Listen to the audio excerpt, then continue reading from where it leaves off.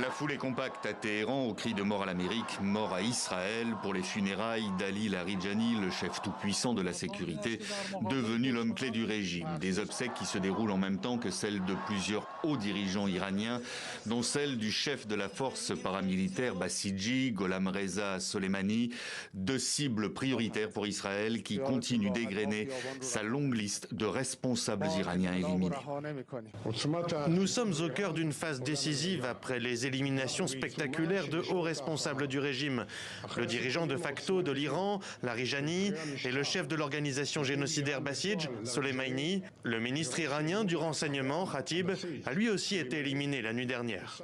L'armée israélienne qui a reçu aujourd'hui carte blanche pour éliminer tout haut responsable iranien dans des frappes ciblées comme celle-ci, c'était hier en plein cœur de Téhéran, c'est-à-dire sans attendre le feu vert de sa hiérarchie.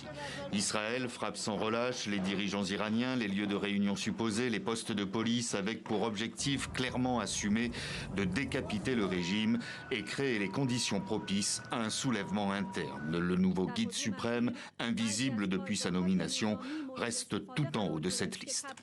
Quant à Mojtaba Khamenei, on ignore où il se trouve. On ne le voit pas, on ne l'entend pas.